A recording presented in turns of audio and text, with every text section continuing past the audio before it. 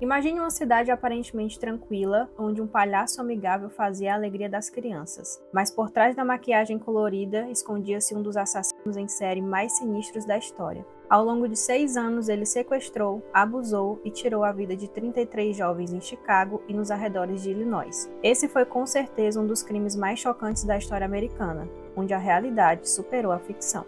E aí, gente, tudo bem com vocês? Eu sou a Kelly, sejam muito bem-vindos ao meu canal. Aqui eu falo sobre casos criminais reais, sobrenaturais e curiosos, então se você gosta desse tipo de conteúdo, clica no botão de se inscrever aqui embaixo para não perder os próximos vídeos. Deixa o seu like já no comecinho para me ajudar com a divulgação. Lembrando que todos os créditos das fontes que eu usei vão estar aqui na descrição. Bom, o conteúdo desse vídeo é sensível, ele não é indicado para todos os públicos, então se você tem menos de 18 anos ou tem algum tipo de gatilho emocional relacionado a esse tipo de conteúdo, eu sugiro que você não assista esse vídeo. Então, recado dado, bora pro vídeo de hoje.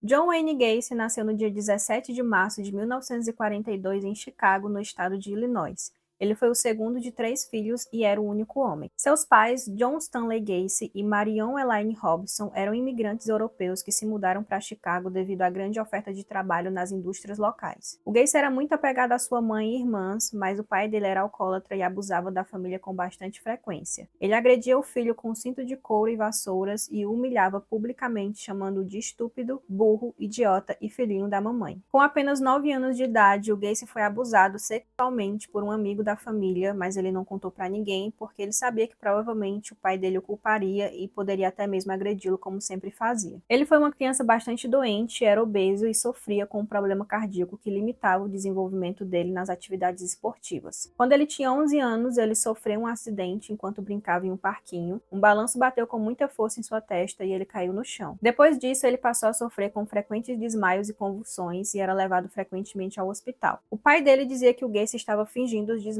para chamar a atenção e faltar às aulas, mas a mãe e as irmãs acreditavam nele. Com 20 anos, o Gacy fugiu de casa e conseguiu um emprego em Las Vegas. Lá ele trabalhava como auxiliar em um necrotério e dormia em um quarto que ficava nos fundos da sala onde os corpos eram preparados para o sepultamento. Em uma noite, o Gacy tocou um cadáver inapropriadamente e praticou necrofilia com o corpo de um homem jovem que faleceu em um acidente de carro. Segundo o Gacy, eles eram, abre aspas, apenas coisas mortas, fecha aspas. Esse incidente deixou o Gacy em choque e muito assustado com o que ele tinha feito ali, né? Então ele acabou ligando para a mãe dele pedindo para voltar para casa e o pai dele permitiu que ele retornasse. Em setembro de 1964, o Gacy se casou com a Marilyn Myers. Ela era uma contadora que trabalhou com ele em uma loja de calçados e a família dela era bem vista na sociedade e o Gacy viu ali uma oportunidade de alavancar sua carreira. Em 1966, o Gacy tinha 24 anos, ele ainda estava morando com a sua esposa, então eles tiveram 2 filhos e o Gacy era gerente de 3 franquias do KFC que pertenciam ao sogro dele. Nessa época, o Gacy não era considerado somente um homem de família normal, ele também era muito ativo dentro da comunidade e era um dos mais importantes membros da Câmara de Comércio local. O sucesso dele era tão notável que o pai dele foi visitá-lo e viu que o filho estava vivendo a vida perfeita e, segundo o Gacy, aquela foi a primeira vez que o pai sorriu para ele. Mas enquanto ele levava uma vida aparentemente exemplar, ele escondia um segredo obscuro. Foi nessa época que o Gacy passou a desenvolver o interesse sexual doentio por meninos. A primeira condenação do Gacy aconteceu depois que ele atraiu um jovem de 15 anos para sua casa, prometendo assistir um filme adulto no porão. Ele embriagou o adolescente e o molestou. Para tentar silenciá-lo, o Gacy deu ao garoto $50 e ainda ameaçou para que ele não contasse para ninguém. Mas o rapaz acabou compartilhando com o pai dele o que tinha acontecido e isso posteriormente resultou na prisão do Gacy. Por incrível que pareça, mesmo da prisão, o Gacy ainda estava tentando se safar, então ele contratou um adolescente para bater e intimidar a vítima, né, para que ele não testemunhasse, mas não deu certo e o garoto tanto testemunhou contra o Gacy como também denunciou outro adolescente que tentou intimidar ele. Bom, o Gacy foi acusado de sodomia e aí ele se considerou culpado, achando que assim ele ia pegar uma pena mais leve, mas nos registros dele constavam mais 7 vítimas. Isso mesmo, 7. O juiz do caso sentenciou o Gacy à pena máxima de 10 anos de prisão e no dia 3 de dezembro de 1968 ele foi enviado para a penitenciária. No mesmo dia, a esposa dele conseguiu o divórcio e a guarda integral dos filhos, e ele nunca mais teve contato com ela ou com as crianças. Enquanto ele estava na prisão, o pai dele, que era a pessoa que ele mais queria impressionar, impressionar na vida, acabou falecendo de cirrose e ele não teve permissão para comparecer ao funeral. Toda aquela esperança que ele tinha de se reconciliar com seu pai se perdeu de uma vez por todas. Em poucos meses, o Gacy acabou se tornando chefe de cozinha na prisão e não para por aí. Ele era considerado um prisioneiro exemplar. O Gacy conseguiu convencer o Conselho de Liberdade Condicional de que não representava perigo para ninguém. E o resultado disso é que ele cumpriu míseros 18 meses da sentença original de 10 anos. Agora, aos 28 anos, John Wayne Gacy estava livre novamente e voltou para sua casa em Chicago. O Gacy passeava pelas ruas procurando homens jovens, brancos, de cabelos castanhos claros e com corpo que ele considerasse atraente. Ele escolhia rapazes que imaginava que ninguém sentiria falta. Muitos eram adolescentes sem raízes familiares fortes. Nos anos 70, era comum os adolescentes fugirem de casa naquela região, e muitos deles foram considerados desaparecidos, mas ninguém acompanhou de perto para saber o que tinha acontecido com eles. Em 1979, o Gacy ofereceu um emprego a um jovem chamado Michael e ele acabou indo morar na casa do Gacy. Os dois meio que desenvolveram um relacionamento, mas as coisas deram uma guinada sinistra. Durante uma discussão mais acalorada, o Gacy pegou um martelo e acertou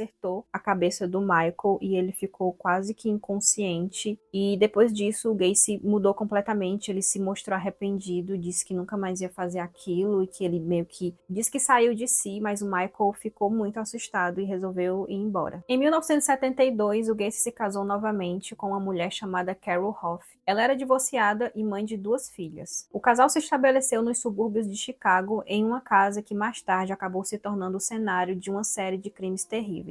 Um dia o Gacy resolveu contar para Carol que ele era bissexual, mas ela não entendeu muito bem o que isso significava. Em menos de 3 anos de casamento, no Dia das Mães, o Gacy disse para Carol que eles não teriam mais relações íntimas. E uma noite ela estava acordada e viu o Gacy saindo de carro com um rapaz. Ela ficou curiosa e decidiu ir até a garagem da casa, só que o Gacy tinha proibido ela de entrar lá, dizendo que era um espaço exclusivo só dele. Mas a Carol já estava desconfiada que o Gacy estava se envolvendo com garotos menores de 18 anos, então ela resolveu descer lá para dar uma investigada. A garagem era iluminada com luzes vermelhas e tinha uma cama, então a Carol passou a ter certeza que realmente o Gacy estava levando esses adolescentes para lá. Durante um dos seus passeios pelas ruas de Chicago, o Gacy encontrou o que seria posteriormente a sua primeira vítima fatal. Era um garoto chamado Timothy McCoy, de apenas 16 anos. O Timothy estava voltando para casa depois de visitar uma tia e a noite estava extremamente fria. O Gacy ofereceu uma carona ao Timothy e o levou para sua casa. O garoto era ingênuo e, de acordo com a versão do próprio Gacy, eles tiveram um momento íntimo naquela noite. O Gacy disse que na manhã do dia seguinte, quando ele acordou, ele viu o Timothy em pé, segurando uma faca perto da cama dele.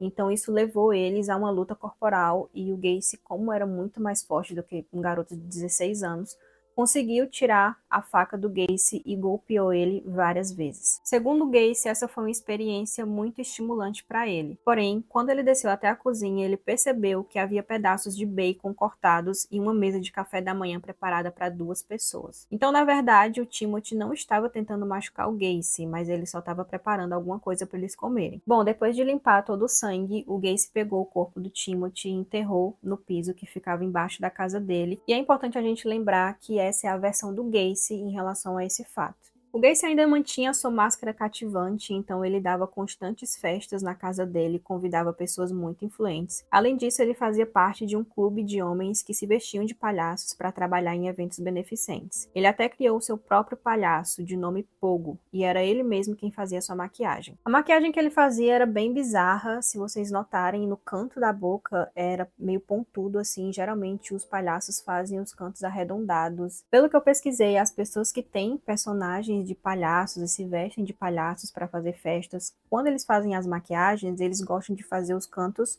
da boca arredondados e não pontudos, porque, de acordo com eles, fica meio assustador e fica mesmo.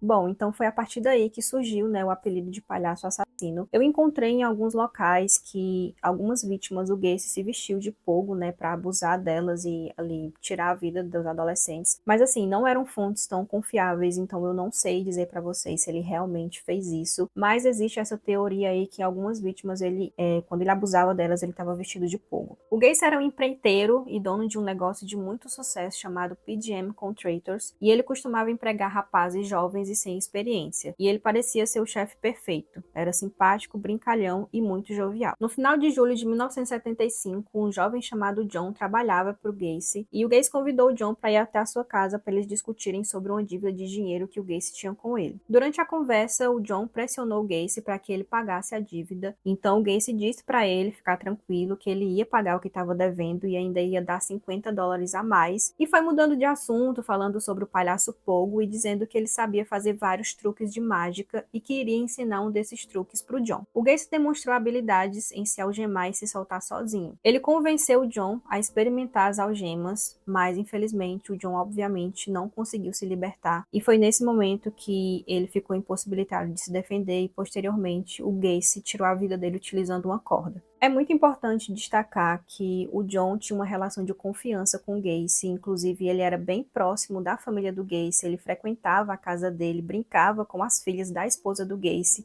Então, assim, gente, ele não imaginava que o Gacy poderia fazer algum mal para ele, então ele confiava. Por isso que ele acabou colocando as algemas, porque ele realmente achava que era um truque de mágica. E o Gacy abusou dessa confiança e da inocência do John, e isso faz com que o crime que ele cometeu se torne ainda mais asqueroso e mais terrível. O pai do John ficou muito preocupado e ele saiu procurando pelo filho dele, porque ele estava demorando muito a voltar para casa. Então ele encontrou o carro do John abandonado na beira da estrada, com a chave na ignição e todas as coisas dele dentro. O pai do John ligou para a polícia e informou tudo, contou tudo que tinha acontecido, inclusive ele disse que o John tinha saído de casa naquele dia para ir até a casa do Gacy cobrar essa dívida, e a polícia foi até a casa do Gacy, mas adivinha só, ele era um cara respeitado na comunidade, ele tinha até foto dele apertando a mão do prefeito de Chicago. E como se não bastasse, ele tinha um monte de amigos políticos, ele era envolvido com o Partido Democrata e era super querido por todos. Se a polícia ligasse para qualquer pessoa perguntando sobre o Gacy, todos eles diriam que ele era um cara legal. Então os policiais acharam ele acima de qualquer suspeita, o Gacy deu uma desculpa qualquer e, enfim, os policiais não investigaram mais. Os pais do John ligaram para a polícia mais de 100 vezes, até que em determinado momento eles simplesmente pararam de atender as ligações. Naquela época, o Gacy já estava tirando a vida de um garoto a cada 3 semanas. Bom, o Gacy e a Carol viviam brigando o tempo todo, e um ano após o Gacy tirar a vida do John, a Carol finalmente conseguiu se divorciar e foi embora. E o Gacy ficou sozinho naquela casa, sem mais obstáculos, sem ninguém para ver suas atitudes suspeitas. E acredite ou não, nos 12 meses seguintes, ele matou cerca de 14 pessoas. Em dezembro de 1976, o Gregory Godzik tinha 17 anos, ele levava uma vida tranquila, estudava, tinha namorada e uma família muito boa. No entanto, tudo mudou quando o Gacy ofereceu um trabalho para o Gregory e pediu que ele fosse até a sua casa. Quando o Gregory chegou lá, o Gacy instruiu ele a cavar um buraco naquela parte onde ele enterrou as outras vítimas e ele explicou para o Gregory exatamente onde ele tinha que cavar. Ele não podia ir para outros lugares, né, porque o Gacy tinha medo dele encontrar, enfim, os outros corpos.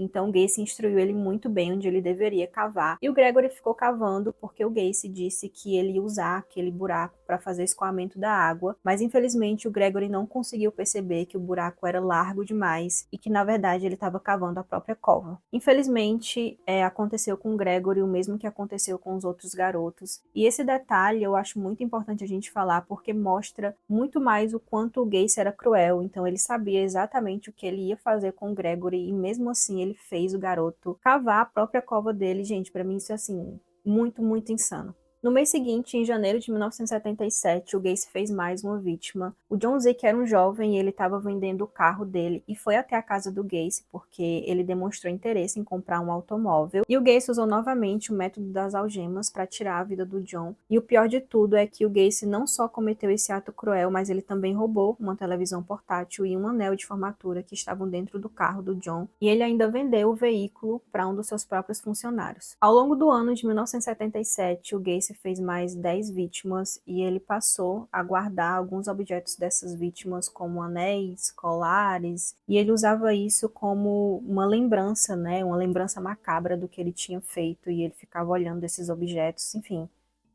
Muito louco. No dia 21 de março, o Gacy atraiu um jovem chamado Jeffrey Rignall até o seu carro, oferecendo entorpecentes como isca. Quando Jeffrey entrou no veículo, o Gacy usou clorofórmio para deixá-lo inconsciente. Em seguida, o Gacy levou Jeffrey para sua casa, onde o amarrou em uma coluna, imobilizando sua cabeça e braços. O Gacy cometeu atos de violência sexual e torturou Jeffrey de diversas maneiras durante várias horas. Infelizmente, o Jeffrey passou pelo mesmo sofrimento que muitas outras vítimas provavelmente também experimentaram. Quanto mais terror o Gacy via em suas vítimas, mais satisfeito ele ficava. O Gacy usou clorofórmio várias vezes no Jeffrey e em determinado momento, quando Jeffrey acordou, ele estava sozinho em um parque, vestindo apenas uma calça jeans e sentindo muita dor. Com o que restava de suas forças, ele conseguiu chegar à casa de sua namorada e no mesmo dia ele denunciou o crime à polícia. O problema é que ele não sabia o endereço, o motivo ou o nome do sequestrador. Tudo o que ele se lembrava era do modelo do carro e de algumas ruas próximas ao local para onde ele foi levado. O Jeffrey estava determinado a encontrar respostas, então ele decidiu iniciar sua própria busca. Ele percorreu as ruas que conseguia lembrar na esperança de encontrar alguma pista. E então, em um momento crucial, ele avistou o carro do Gacy e o seguiu até a sua casa. Lá, o Jeffrey começou a ter flashes de memórias do que havia acontecido, então ele relatou tudo para a polícia e no dia 15 de julho o Gacy foi preso por agressão, mas ele foi solto rapidamente. Até aquele momento, o Gacy já tinha feito 32 vítimas fatais e o número era tão exorbitante que simplesmente não cabiam mais corpos embaixo, do piso da casa dele, então as próximas vítimas ele acabou se desfazendo do corpo deles,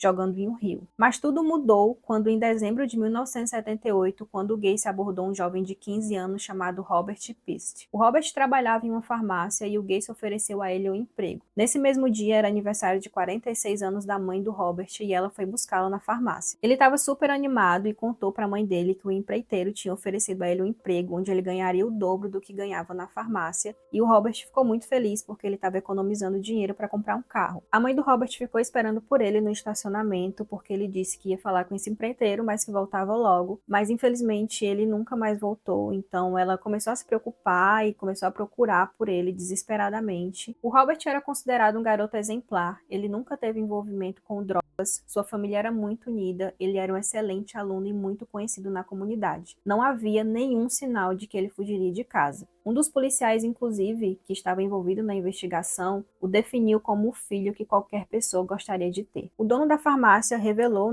para a mãe do Robert que o nome do empreiteiro com quem ele foi conversar era o John Wayne Gacy. Bom, aqui a gente tem uma mudança na situação, acredito eu que por dois motivos principais. O primeiro deles era justamente a personalidade do Robert. Como eu falei para vocês, ele era um garoto muito tranquilo, ele tinha uma família muito unida, ele era muito conhecido na comunidade, então não tinha nenhum indício de que ele fugiria de casa, porque ele não tinha problema com absolutamente nada nem ninguém. Então, com o desaparecimento dele, os policiais sabiam que tinha alguma coisa muito errada. Obviamente, eles deveriam ter feito isso, com os outros rapazes também que desapareceram, mas isso não aconteceu. E o caso do Robert, o desaparecimento dele realmente chamou muita atenção. E o segundo motivo que eu acho, que essa história começou a mudar é porque um detetive específico pegou esse caso e ele começou a investigar. O nome desse detetive era Joey Kozenzek. Ele foi uma peça fundamental para colocar um fim no horror causado por Gacy. O Kozenzek era um detetive extremamente experiente e ele não se deixava manipular. Ele sabia como deixar o Gacy desconfortável, pois ele não tinha medo de confrontá-lo. O Gacy ficava extremamente desconfortável com esse detetive e ele tinha medo do Kozenzek porque ele sabia que ele não ia conseguir manipular ele como ele fazia com todo mundo. O Kozenzek não se importava se o Gacy tinha dinheiro, se ele era um empresário de sucesso, se ele tinha influência, se ele tinha amigos políticos.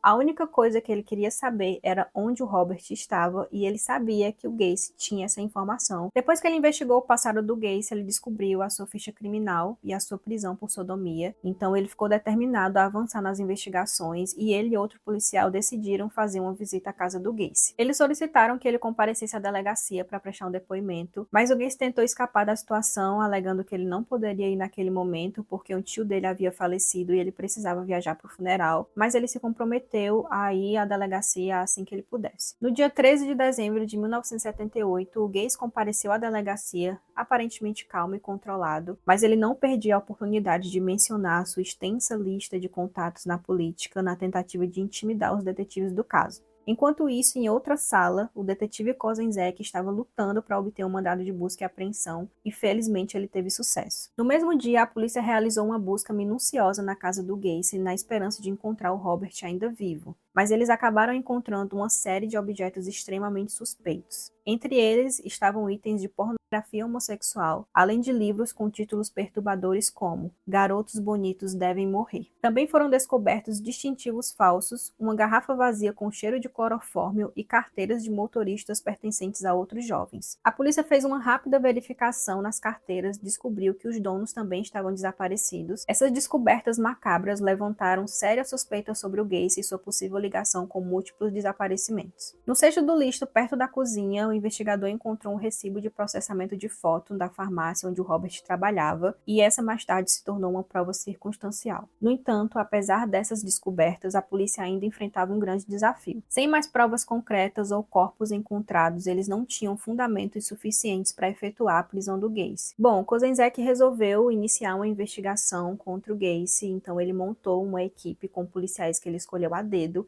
e eles se chamavam Equipe Delta. Eles ficaram responsáveis por monitorar o Gacy 24 horas por dia e se dividiam em equipes. A operação era para ser secreta, mas o Gacy logo descobriu que estava sendo seguido, então Kozenzek mudou a tática e resolveu informar o Gacy que ele estava sob investigação e que seria seguido 24 horas por dia por sua equipe. Ele fez isso para que o Gacy se sentisse pressionado. As pessoas começaram a reparar, que o Gacy estava sendo seguido o tempo todo e começaram a perguntar para ele o que estava acontecendo, e ele dizia que os policiais, na verdade, eram guarda-costas pessoais dele. Em uma certa ocasião, o Gacy convidou os policiais para entrarem na casa dele e os investigadores usavam uma tática de deixar ele falar o quanto ele quisesse sem interromper, na esperança de que ele dissesse algo que pudesse ajudar nas investigações. Foi nessa ocasião que o Gacy disse que um dia apresentaria o palhaço Pogo para eles e que um palhaço poderia fazer o que quisesse, inclusive matar e sair ileso. E ele repetiu isso várias vezes. Enquanto isso, um dos policiais pediu para usar o banheiro, mas na verdade ele estava em busca de provas. A mãe do John Zick confirmou que um dos anéis encontrados na casa era do filho dela e, além disso, ela mencionou que uma televisão portátil havia desaparecido de dentro do carro do filho. Os detetives já tinham visto aquela televisão durante a primeira busca, mas eles não tinham ligado o aparelho à vítima. Mas a mãe do John deu um número de identificação do aparelho e o policial decidiu verificar. E o número batia, confirmando que realmente aquela televisão que estava na casa do Gacy pertencia ao John Zick. O detetive, para disfarçar, foi até o banheiro, mas quando ele apertou a descarga, o aquecedor ligou e um cheiro terrível se espalhou pelo ambiente. Ele não teve dúvidas, era um cheiro de morte, um odor característico de um corpo em decomposição. Se lembra daquele recibo que eu falei que um dos policiais encontrou no lixo enquanto eles faziam a busca na casa do Gacy? Pois é. Mais tarde, uma colega de trabalho do Robert apareceu na delegacia e ela deu um depoimento. E ela lembrou que durante o horário do lanche dela, ela vestiu o casaco do Robert e colocou aquele recibo no bolso sem que ele soubesse. Quando o Robert foi conversar com o Gacy, ele pediu o casaco de volta. Então essa era uma prova incontestável de que o Robert esteve na casa do Gacy. Após a descoberta do recibo, os policiais ficaram em alerta máximo, então eles sabiam que era necessário obter um novo mandado de busca e apreensão para investigar aquela área específica, mas eles sabiam que, como eles já tinham conseguido um primeiro mandado, ia ser muito, muito difícil conseguir um segundo, então eles decidiram mudar a tática. Mesmo sendo seguido 24 horas por dia, o Gacy estava muito tranquilo, então os policiais perceberam que ele tinha uma rede de apoio muito forte, que era composta por amigos e familiares, então eles resolveram pressionar essas pessoas e um a um foram se afastando do Gacy, e isso deixou ele meio assim desesperado, sem saber o que fazer, porque ele não tinha mais ninguém, ele não tinha com quem conversar, ele não tinha com quem socializar, porque as pessoas estavam sendo pressionadas pelos detetives e acabaram se afastando dele. Ao mesmo tempo, os policiais continuaram a fazer pressão sobre o Gacy, afirmando que conseguiriam um novo mandado, e ele foi ficando cada vez mais acuado. O Gacy estava claramente mostrando sinais de desespero, a aparência dele começou a deteriorar e ele parou de se barbear e de trocar de roupa regularmente. Além disso, o comportamento dele mostrava um aumento no consumo excessivo de álcool e no uso de medicamentos e substâncias ilícitas. Ele ficou desesperado com a situação, então decidiu ir buscar os advogados dele com a intenção de processar o Estado. Até então, os advogados acreditavam que o Gacy estava sendo assediado pela polícia e que ele era inocente. Mas o Gacy estava bem ciente de que, devido ao sigilo entre advogado e cliente, os advogados dele não poderiam denunciá-lo, mesmo se ele confessasse o crime. Então, não aguentando mais a pressão, em um determinado momento, o Gacy apontou para a foto do Robert, que estava no jornal, e pronunciou as palavras "eu matei". Ele então revelou todos os detalhes do que havia acontecido. Enquanto ele estava confessando, ele estava bebendo muito, e aí, no meio da conversa ele acabou dormindo e os advogados ficaram atônitos com o que eles tinham acabado de ouvir, eles ficaram muito assustados. Eles sabiam que não poderiam denunciar o Gacy por causa do sigilo advogado-cliente, então eles saem do escritório e vão até os policiais e dizem, olha, coloquem o carro de vocês na frente do carro do Gacy e se ele tentar sair, atira no pneu do automóvel dele. Os policiais ficaram bem cismados com essa atitude dos advogados, então eles logo perceberam que muito provavelmente o Gacy tinha confessado o crime para eles. O Gacy conseguiu sair do escritório e os policiais seguiram ele. Ele estava dirigindo feito louco em alta velocidade, mas em determinado momento ele parou em um posto de gasolina e nesse momento ele colocou um saco plástico no bolso de um dos atendentes. Os policiais que estavam seguindo o Gacy de perto chegaram no posto de gasolina e decidiram verificar o conteúdo do saco plástico e, para surpresa deles, o conteúdo dentro do saco era uma substância ilícita. Então o Gacy ele não estava apenas bêbado, mas também drogado e acabou sendo preso pela distribuição dessas substâncias. Eles conduziram o Gacy para a delegacia e no mesmo dia o Kozenzek conseguiu um outro mandado, mas dessa vez ele sabia exatamente onde procurar. Então no dia 21 de dezembro de 1978, eles seguiram em frente e foram até a casa do Gacy e no fundo da sala, atrás da porta de um armário, eles encontraram uma portinha que levava até o piso. Um especialista forense entrou no local e na primeira vez que cavou, ele encontrou o osso de um braço de um ser humano, mas logo reparou que ele estava ali tempo demais para ser do Robert. Mas até aquele momento eles não faziam ideia de que encontrariam tantos corpos. O Gacy finalmente estava disposto a confessar e ele solicitou que apenas os policiais que o vigiaram durante aquele período o ouvissem. Os agentes prontamente forneceram papel e caneta ao Gacy, que desenhou e explicou os detalhes onde cada corpo estava enterrado. O que chamou a atenção dos policiais é que o mapa realmente era muito preciso e muito específico, assim, onde os corpos estavam, e alguns policiais que participaram do interrogatório do Gacy também falaram que eles precisaram ser muito fortes, porque ele ia confessando e contando as coisas que ele tinha feito como se ele estivesse se gabando, sabe? Para o choque e horror das autoridades, um total de 27 corpos foram descobertos sobre a casa do Gacy. A notícia se espalhou rapidamente, chocando a comunidade e o país inteiro. O Gacy finalmente confessou o assassinato de 33 jovens do sexo masculino, ocorridos entre os anos de 1972 e 1978. O Gacy desenvolveu um método horrível para assassinar suas vítimas, que eram principalmente crianças. Ele usava táticas sujas para atraí-las, como dar bebida ou enganá-las para que se algemassem, e além disso, ele recorria ao uso de clorofórmio para deixar suas vítimas inconscientes. A coisa mais assustadora era o método da corda que o Gacy inventou. Quando suas vítimas estavam completamente vulneráveis e sem chance de se defender, ele amarrava uma corda em volta de seus pescoços. Em seguida, ele colocava um bastão em volta do nó e o girava lentamente, como se fosse um torniquete. Como eu mencionei antes, o Gacy jogou o corpo de algumas vítimas no rio, então a polícia fez buscas intensivas por meses e conseguiram encontrar mais corpos. O último corpo que foi encontrado no rio, quase 4 meses após o desaparecimento, foi o do Robert Pist. O Gacy usou com Robert o mesmo truque das algemas, dizendo que o ensinaria a se soltar sozinho. Então, inocentemente, o Robert colocou as algemas, mas ele não conseguiu se soltar. Ele perguntou qual é o truque. E o Gacy tirou a chave do bolso e disse, abre aspas, o truque é que você precisa ter a chave, fecha aspas. Durante o julgamento, a defesa do Gacy baseou toda a sua tese em uma única pergunta. O Gacy é são ou insano? E, para surpresa de todos que estavam no local, a primeira testemunha de defesa foi o Jeffrey. Os advogados de defesa do Gacy estavam tentando reforçar a ideia de que ele não tinha controle sobre suas ações, e para isso, um dos advogados perguntou ao Jeffrey se ele achava que o Gacy era capaz de se controlar. A resposta dele foi não, levando em consideração a selvageria do ataque. Mas o plano dos advogados não funcionou, porque à medida que o Jeffrey ia contando o que tinha acontecido com ele começou a passar mal. Ele entrou em um nível de estresse tão grande que ele começou a vomitar e ele chorava compulsivamente. A promotoria estava determinada a provar que o Gacy era totalmente responsável por suas ações e eles conseguiram. No dia 13 de março de 1980, o júri chegou a uma conclusão. Consideraram o Gacy culpado de todas as acusações. O juiz responsável pelo caso sentenciou o Gacy à pena capital. Ele passou 14 anos no corredor da morte, aguardando o cumprimento da sentença. Enquanto o Gacy estava na prisão, ele começou a pintar, e ele pintava coisas assim meio bizarras, tipo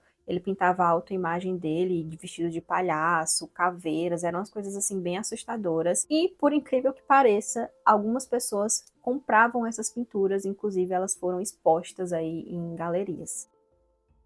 Enfim, apesar de diversas tentativas de apelação para evitar a pena capital, todas foram negadas pelo tribunal. Em 10 de maio de 1994, John Wayne Gacy foi executado por injeção letal na penitenciária de Illinois. Foi o fim de uma era de terror. Na rua, milhares de pessoas se reuniram segurando cartazes e gritando, abre aspas, matem o palhaço, fecha aspas. Eles também usavam blusas estampadas com a frase, nada de lágrimas para o palhaço. E aí você pode estar se perguntando se houve algum momento que o Gacy demonstrou algum arrependimento, se ele pediu perdão pelo que ele fez, e muito pelo contrário. Ele não demonstrou arrependimento nenhum. Em 1978, o processo de identificação era através da arcada dentária, então algumas vítimas, infelizmente, até hoje ainda não foram identificadas. Em 2021, a polícia conseguiu fazer a identificação de um dos adolescentes através do exame de DNA, mas como foram muitas vítimas, nem todas foram identificadas. É importante a gente lembrar que por trás desses casos perturbadores existiram vítimas reais e famílias que sofreram muito e sofrem até hoje com tudo isso que aconteceu. E essa história mostra a complexidade da mente humana